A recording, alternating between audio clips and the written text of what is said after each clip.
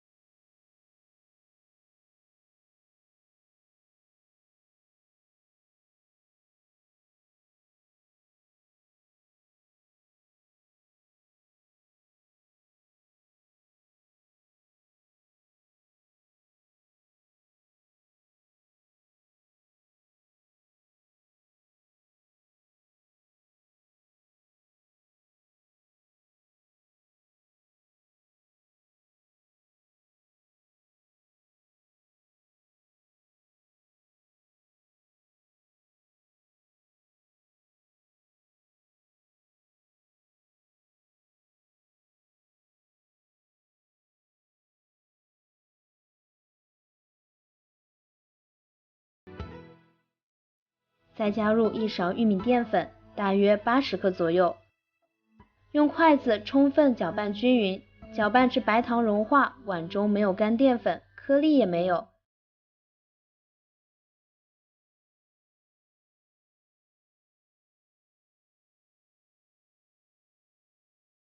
现在来看看红豆，红豆一定要煮熟煮透，不然像宝宝这样肠胃未发育完全成熟的，吃起来会对肠胃不好的，容易引起肠胃负担，引起腹胀、腹痛等等。所以我们还是要经过浸泡后再来煮。先装入盆中备用。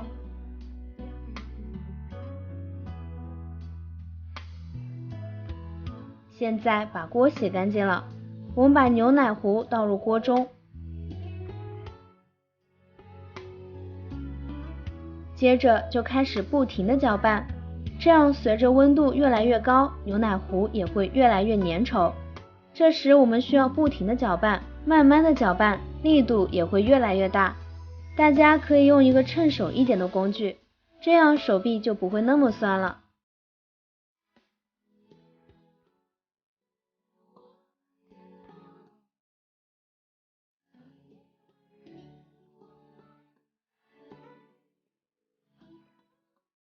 直到锅中起大泡，这个时候就快好了，我们再熬半分钟就可以了。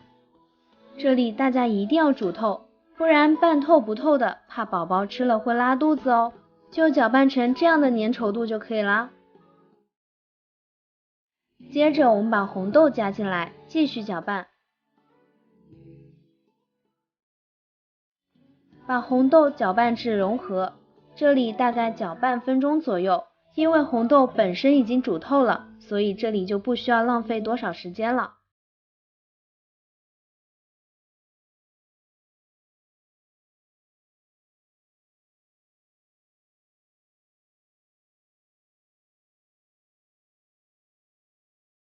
像这样就可以出锅了，感觉很粘稠，提起来不容易掉落的状态就很好。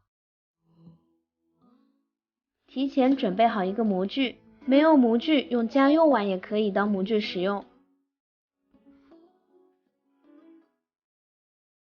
我们用勺子把表面整理平整一些，这样会好看一点。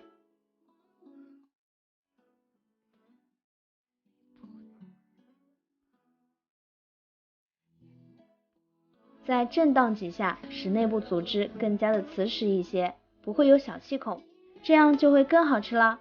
现在放凉就可以了。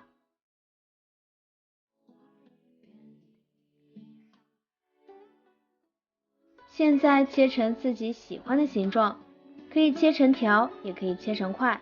牛奶和红豆的这个搭配，充满了红豆的清香味道，整体的口感非常好，软绵细腻又清爽。放冰箱冷藏半个小时，吃这个太过瘾了。所以以后家里有喝不完的牛奶就不要再浪费了。随手一做便是一份美味的小甜点，而且经常给孩子吃冰棍，对于肠胃还未发育成熟的孩子来说，总归是不太好的。就比如这道美食，好吃不说，营养还非常的丰富，而且不光可以直接这样吃，我们还可以搭配蜂蜜、酸奶、椰奶一起食用，不仅口感更好，而且营养也更甚哦。尤其是对于平常偏爱吃甜点的朋友来说，与其总是在外面买，还担心有添加剂，吃着不放心，不如自己亲手学习，以后想吃便可以随手做啦。这款小甜点的做法并不难，掌握好其中的方法技巧，便可以轻松搞定。喜欢的朋友就收藏起来试试吧，我每天都会分享不同的美食视频，记得关注我哟。感谢您的支持，这里是百味厨娘，我们下期视频再见。